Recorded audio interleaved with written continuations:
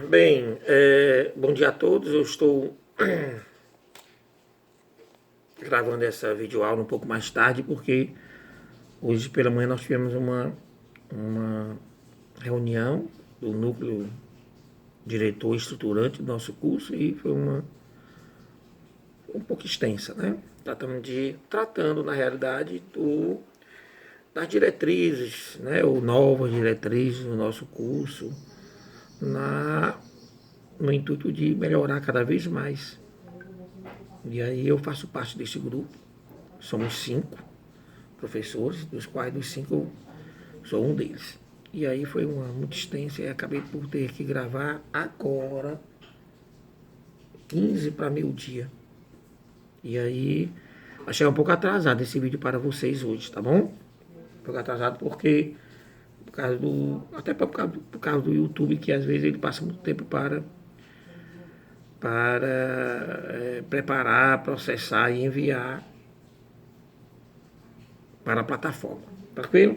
Dando continuidade ao nosso conteúdo programático, né, do Direito Penal 3. E aí, hoje, se Deus quiser, que encerra hoje o crime de homicídio, o artigo 121. E a próxima semana partiremos para outros crimes contra a vida. Tá certo? E aí vamos tratar hoje sobre o homicídio qualificado. Tá certo?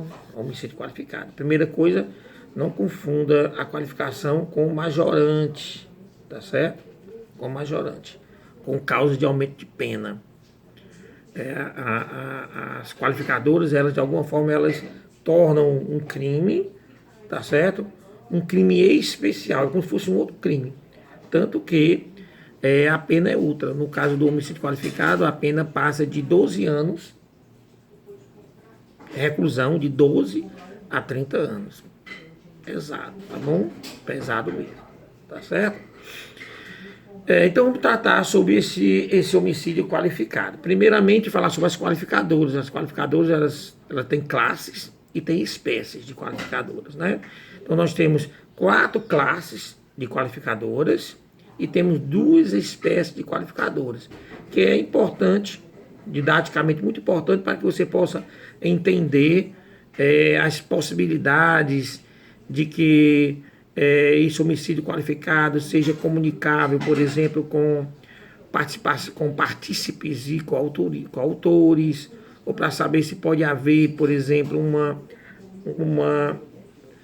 um crime híbrido, por exemplo, o homicídio qualificado privilegiado, essas coisas assim. Então, daí a importância de saber quais seriam essas classes e quais seriam essas espécies. Então, no que tange às classes, vocês sabem que nós temos 5 qualificadoras, 6 qualificadoras, 5 qualificadoras, e dessas 5 nós temos 4 classes, tá bom? Então, tem uma classificação de qualificadoras em 4 classes. Primeira quanto aos motivos. Aí estaria incluído ali os incisos 1 e 2 do CPB. As qualificadoras do inciso 1 e as qualificadoras do inciso 2. Então, vamos estudar a miúde, profundamente, cada uma delas hoje. Nós temos a classe ou classificação quanto aos meus empregados. Nesse caso aí, nós temos as qualificadoras do inciso 3. Depois temos as qualificadoras quanto aos métodos de execução. E aí nós temos a qualificadora do inciso 5. E por inciso 4, e por último, nós temos a classificação da qualificadora por conexão, que aí estaria incluído as qualificadoras do inciso 5, tá bom? Já no que tange às espécies de qualificadora, nós temos as qualificadoras objetivas e as qualificadoras subjetivas. As subjetivas estariam relacionadas aos motivos da execução do homicídio, tranquilo? Já nas espécies objetivas, nós estaríamos tratando ali dos meios de execução do homicídio, tá certo? Então, seriam subjetivas a do inciso 1, 2 e 5, e seriam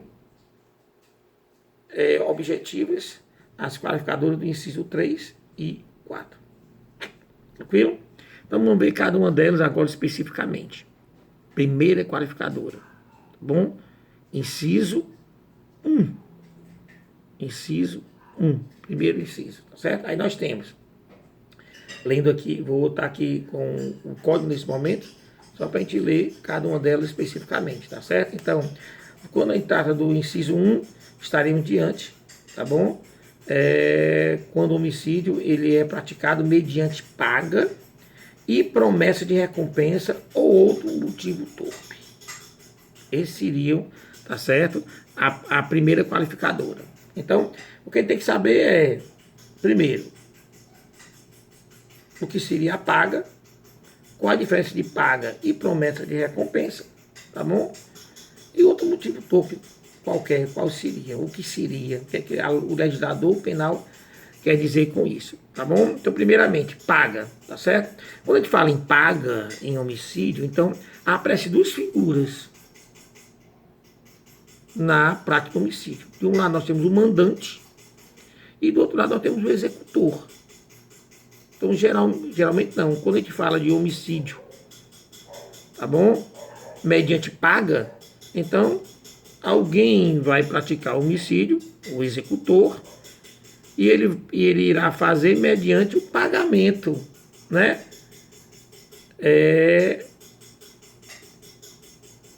Pelo serviço, né? Pelo serviço de retirar a vida de alguém. Pistolagem, né? Uma pistolagem, por exemplo, tá bom? Então, quando a gente fala de paga, isso quer dizer o quê? Que o pagamento foi previamente executado, quer dizer, foi feito antes da execução, tranquilo?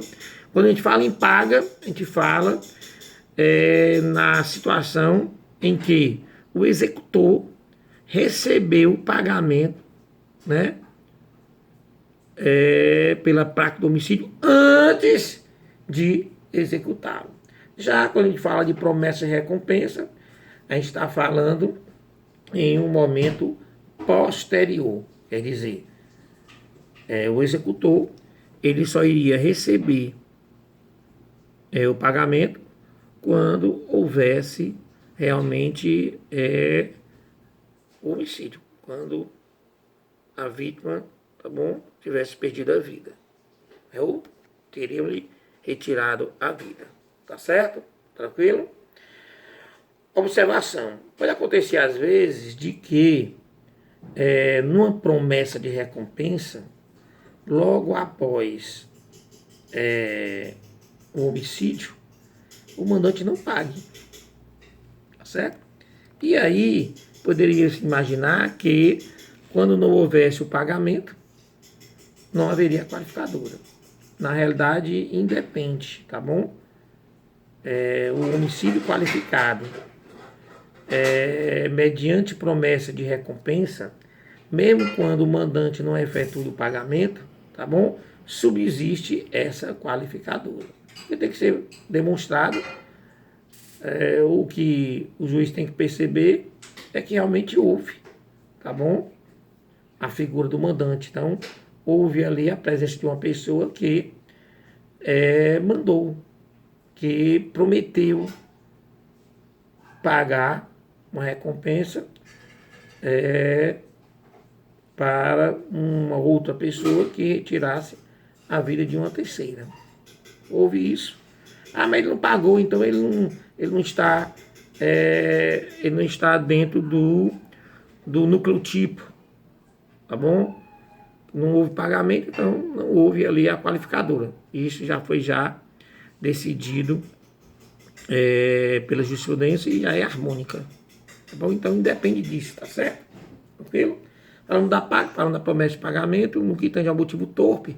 Quando a gente fala de motivo torpe, é um motivo moralmente reprovável, tá bom? Repugnante, vil, tá bom? Então, você mata por algo que causa asco às outras pessoas, tá bom? Por exemplo, um parricida pela herança, tá bom? Uma pessoa que retira a vida do pai ou da mãe para receber herança, ou, sei lá, uma pessoa que venha a tirar a vida de outra porque seria beneficiária em um seguro de vida.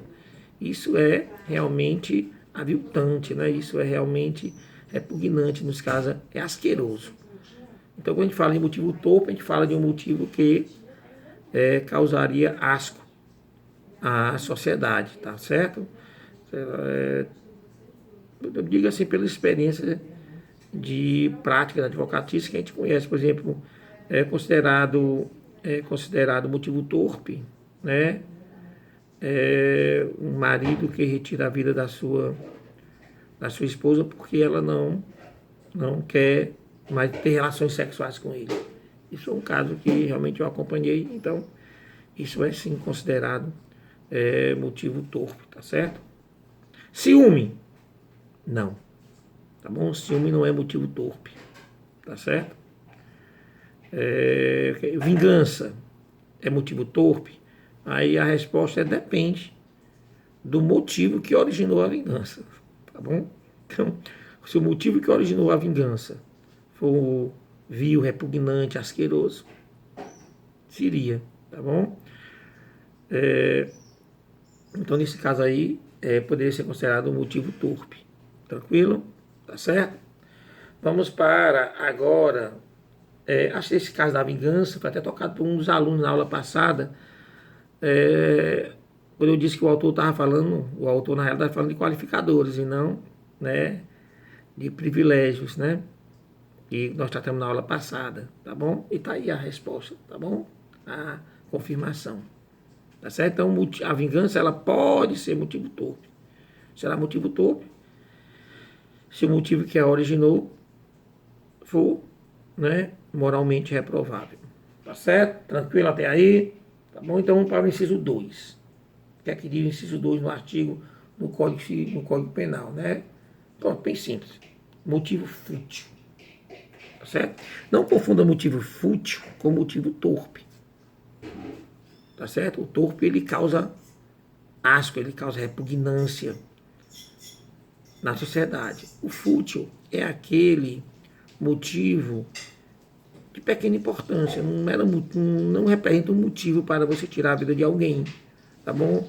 É insignificante, é um motivo insignificante diante do objeto jurídico ali protegido, tá bom? Acontece muito, sabe como? Que a gente vê, às vezes, em situações de trânsito, tá certo?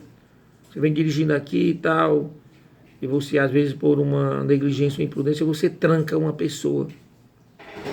E essa pessoa desce ali, completamente surtada, e briga com você e tal, e você sai do carro, entendeu? Ali, calma, rapaz, e ele puxa ali uma arma e te tira a vida, tá bom? Nesse caso, nós estamos diante, sim, de um motivo fútil, tá certo?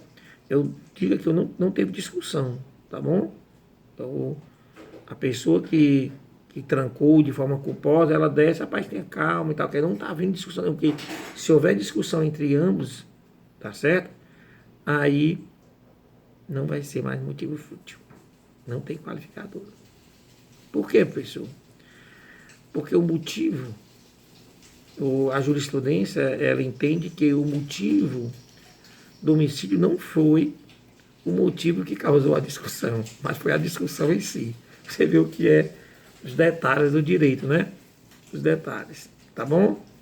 Então, por isso eu dei um exemplo de um caso que não houve discussão, tá certo? Aconteceu também que eu já presenciei, sabe o que? Motivo fútil. Vem um casal e alguns rapazes, e um dos rapazes, ele olha, dá uma olhada assim meio desejosa, né, para a, a garota, a moça que está ali ao lado do outro, e o outro se inflama com isso e acaba por tirar a vida, né, dessa pessoa. É considerado aí motivo fútil também, tá bom? Esse motivo fútil, isso é importante no processo penal. E também, obviamente, para o direito material, porque para que uma pessoa seja enquadrada na qualificadora do motivo fútil, necessariamente tem que provar essa futilidade, tá certo? Nas razões do crime. Se não conseguiu provar, não entraria nessa qualificadora, tá bom? Entender? Se houver uma ausência desse conjunto probatório, da futilidade motivacional, então não se reconhece o crime, tá certo? A pessoa ciúme é motivo fútil, nem é torpe e nem é fútil, tá bom? Quer dizer, a jurisprudência nacional, os doutrinadores, eles não enxergam repugnância numa pessoa que tira a vida de outra por ciúme e nem encontra pequenez em termos de importância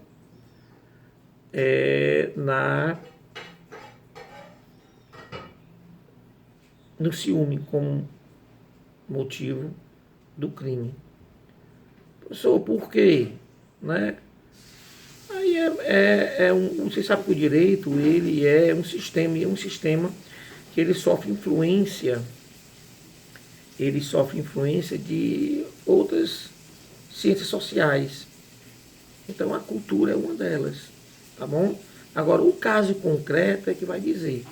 Às vezes diz, o cara matou por ciúme, mas às vezes não foi por ciúme. Se for averiguar o caso, na realidade, talvez tenha sido por uma sei lá, imaginemos que o sujeito ele retira a vida da sua companheira, dá aqui um exemplo, tá bom? Porque ela o desafiou quando ele disse que ela tinha que usar um vestido mais comprido e ela foi com um vestido curto. E aí ele vai dizer, foi ciúme. Eu estava com ciúme dela, porque não foi ciúme. Realmente foi porque ela de alguma forma, eu digo desafiou no sentido, não no sentido ruim, no sentido de que ela, depois não, eu tenho minha vontade, eu vou com um vestido que eu me acho mais bonita, enfim. Tá certo?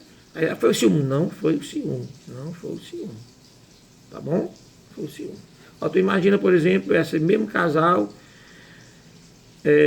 sei lá, ir lá na festa e ela resolve por dançar com outra pessoa só para, sei lá, causar ciúme. E aí causou.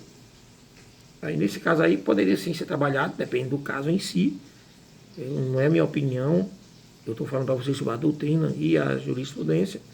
E eu digo para vocês que ciúme não é considerado motivo torpe e nem é considerado motivo fútil.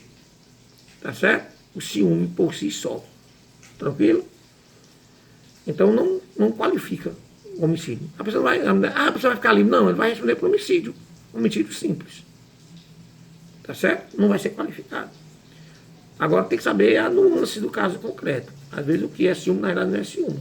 Tá bom? Tranquilo até aí? Tá certo? Quando a gente fala de motivo fútil, aí eu vou falar para vocês novamente, se houver uma acirrada discussão ali precedente, antes do crime, tá certo? Afasta a qualificadora. Já disse por quê. Porque para a jurisprudência, neste caso, o motivo do crime foi a discussão. E não o motivo que ensejou a discussão. Tá certo? Talvez o motivo que ensejou a discussão, talvez seja fútil ou torpe. Tá bom? No entanto, se houve uma discussão acirrada, então ambos, de alguma forma, tá bom? Tomaram motivo torpe ou motivo fútil, bastante para que houvesse ali pelo menos uma discussão acirrada e poderia provocar ali até lesões, enfim, só que acabou na morte. Então, nesse caso, motivo fútil. Aliás, logo após uma acirrada discussão, o homicídio, né, ocorreu logo após uma acirrada discussão, ali bem acalorada entre os dois, da qual um tira a vida do outro. Nesse caso aí, não se reconhece ali a qualificadora, tá bom? Por esse motivo que eu já falei. Vingança, idem a anterior, tá bom? A vingança por si só, ela não é considerada um motivo fútil. No entanto, tá certo? Diferentemente da discussão, tá certo? Diferentemente da discussão, o motivo que origina, se o motivo que originou a vingança for fútil, tranquilo? Incorre na qualificação do crime, tranquilo? Na qualificação do crime, tá certo aí? Pronto, já fomos no inciso 1, já fomos no inciso 2, vamos para o inciso 3. Deixa eu ler aqui o que é que diz o Código Penal, no inciso 3, tá bom? O homicídio, quer dizer, qualifica-se o homicídio, inciso 3, com o emprego de veneno, fogo, explosivo, asfixia, tortura ou outro meio insidioso ou cruel, ou que possa representar perigo comum. Tá bom? Vamos ver cada uma dessas situações. Tá certo? Então vamos lá. Veneno. A gente chama isso aí, o homicídio causado por envenenamento, a gente chama de venefídio. Venefídio. Não é venecídio. Não é. É venefídio, com F. Bom? Então, vocês ouvir falar em um venefídio, vocês estão diante de um crime, homicídio qualificado, tá certo? Pelo emprego de veneno. Necessário se faz para este tipo de qualificadora que a vítima não tem conhecimento de que estaria ali, de alguma forma, ingerindo o veneno. Bom, sei lá, eu sei que todo dia tu toma um chazinho da tarde, tu separa um chazinho e tal, e eu sei que você faz isso e eu vou lá e coloco ali algumas gotas de um veneno potentíssimo. Você não sabe, tá bom? Porque se porventura a gente, né, o agente, não é a gente, quando se o agente obrigar a pessoa, a vítima, a ingerir o veneno, aí não ia estar nessa qualificadora, vai estar em outra, né? Pelo meio cruel, tá bom? Porque você está obrigando a pessoa, quer dizer, a pessoa é o meio cruel porque vai causar um intenso sofrimento físico e mental, principalmente mental, porque a pessoa sabe ali que vai morrer, né? Já ali um intenso sofrimento físico, porque mental, aliás, porque você está sendo obrigado a ingerir algo que vai tirar ali a vida, né? E o veneno não mata rapidinho não, tá bom? Depende do veneno, você pode sofrer um bocado aí, né? Entendeu? Então é um meio cruel, se a vítima tiver conhecimento. Agora, para qualificar-se nesse inciso terceiro, pelo emprego do veneno, então necessário se faz que a vítima não tenha o conhecimento prévio do que está ali ingerindo, tá bom? Entender também que às vezes tem substâncias que não é venenosa. Por exemplo, o açúcar não é venenoso, mas para uma pessoa que tem diabetes fortíssimo, né, um alto grau de diabetes, é praticamente uma pena de morte, tá bom? Então pode ser que um agente, sabendo que a sua propensa vítima tem diabetes em último grau e ele de alguma forma ali deturpa um determinado líquido ou alimento com bastante açúcar, ele está ali sim se enquadrando nessa qualificadora. Então, às vezes o que às vezes é venenoso para o que não é venenoso para alguns pode ser para outrem. Às vezes tem pessoas que são alérgicas a determinada substância, tá certo? Por exemplo, o meu filho, o Caleb, ele tem alergia à amoxicilina, né? Esse antibiótico ele não pode ser usado. Nós descobrimos logo ainda em tenra idade. O médico passou, daí teve uma infecção, ele tem idade mesmo, pequenininho. O médico passou e quando nós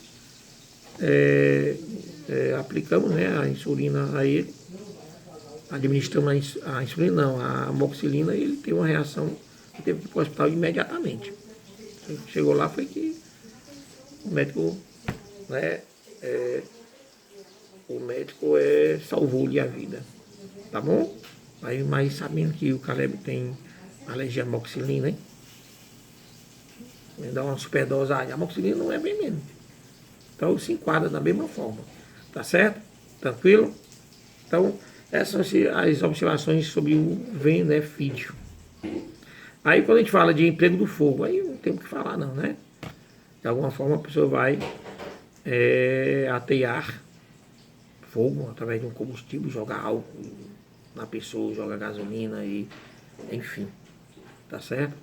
Nesse caso aí, é o emprego do fogo. Qualificadora, obviamente, pelo intenso sofrimento físico que vai causar a vítima, tá certo? A observação a ser feita é que às vezes nesse emprego do fogo para matar uma pessoa, pode ser que cause danos a terceiros. E aí o próprio direito penal, o Código Penal, no artigo 163, parágrafo único, eu acho, inciso 3, o parágrafo único é inciso 2, uma coisa assim. Ele já diz que, nesse caso, é absolvido. Né? O crime de dano é absolvido pelo de homicídio qualificado. Tá certo? É emprego explosivo, tá bom? Diferente do fogo, né? Então, geralmente você, sei lá, usa de alguma substância que venha explodir, uma bomba caseira, por exemplo, e você, nesse uso, né, você usa essa bomba caseira para matar uma determinada pessoa, tá bom? Pode ser também você criar um artifício que faça com que o botijão de gás da casa da sua vítima venha a explodir, certo? Assim que ela vier a ligar, sei lá, aquela torneirinha, né, da mangueira do gás, você pode criar um artifício aí, você criou uma bomba, né, um explosivo, né, uma bomba caseira. Isso aí também se enquadra, tá certo? E da mesma forma do dano, pode acontecer sim, de que nessa explosão, tá certo? Venha a causar danos a terceiro. E da mesma forma do emprego de fogo, o crime de dano vai ser absolvido, tá certo? Pelo crime de homicídio qualificado. Tá bom? Tranquilo? Até aí. Agora vamos falar sobre o emprego de asfixia. Né? Emprego de asfixia. Tá bom? E aí a asfixia nada mais é do que impedir a função respiratória de outrem. E aí tem várias formas, né, de se impedir a função respiratória de alguém, tá bom? E aí a doutrina ela traz várias formas, tá bom? Tem a forma mecânica. Na forma mecânica vai se caracterizar porque o agente, o homicida, ele vai usar a sua própria força para impedir a função respiratória da sua propensa vítima, tá bom? Então é o caso, por exemplo, de uma esganadura, tá certo? O caso da esganadura é um caso em que se impede a asfixia, né? Você vai lá no pescoço da pessoa, esgana aquela pessoa e aí você acaba por, às vezes até pelo corpo, né? O seu corpo, imagina uma pessoa, sei lá, mais forte, mais pesada, né? E ela vai lá, fica sobre a pessoa e impede, né, que essa pessoa respire. O que importa na esganadura é que a força é do agente, tá bom? Do próprio agente, que ele utiliza o seu corpo para esganar. Aí tem o estrangulamento. Já no estrangulamento, não confunda esganadura com estrangulamento, tá bom? No estrangulamento, o nosso agente, ele vai usar de algum objeto do tipo um fio, um arame, tá certo? E com isso ele vai asfixiar a pessoa. Tá certo? Tranquilo? Então, asfixia vai precisar de um fio, ou de um arame, ou de uma corda, tá bom? E ali naquele momento ele sim, ele vai com o agente usa de um objeto e usa a sua força. Então não é só a força do seu corpo, tá bom? Ele vai precisar ali de uma coisa. Professor, mas aí no caso aí não é enforcamento. Não, no enforcamento a força utilizada não é a força do agente. A força que vai tirar a vida da vítima vai ser a gravidade, o peso, o seu próprio peso e a gravidade. O que o agente faz talvez seja só colocar a corda no pescoço, tá bom? Sei lá, bota a corda no pescoço e um banquinho, e aí ele, pum, tira o banquinho e a pessoa... Aí, então o próprio corpo, o peso, a gravidade da pessoa é que retira, tá bom? Tranquilo? Aí temos também o caso de sufocação, né? No caso de sufocação, o agente ele vai usar de um objeto que impede a passagem do ar, tá certo? Para os pulmões, pode ser um travesseiro, pode ser que ele use, sei lá, um pano e soque na boca da pessoa. Então a pessoa morre por sufocamento. Tudo isso é importante porque essas definições, principalmente vocês que vão um dia, né, exercer uma atividade policial, tá bom? É importante que vocês saibam esses detalhes, né? Esses detalhes, tá bom? Mas pode ser para afogamento. No afogamento, a pessoa, o agente vai imergir a sua vítima em algum líquido. Tranquilo? Vai imergir. Pode ser também por soterramento. Aí, no caso aí, o agente vai imergir a sua vítima em algo sólido, né? Areia, sei lá, alguma coisa desse gênero, cimento. E aí coisa sólida, tá certo? Sólido é soterramento. Líquido é afogamento, tá bom? E tem o imprensamento, às vezes você usa de colocar um peso muito grande sobre a pessoa, de forma que a pessoa ela não consegue respirar, tá certo? Eu já numa operação policial eu presenciei um imprensamento, mas não foi um homicídio, tá bom? Foi um mecânico que ele foi tirar um veículo da pane, né, do prego, colocou o macaco de uma forma que não foi segura, e acabou que o macaco arriou, tá certo? Eu digo que foi imprensamento porque ele não morreu na hora, ele, né,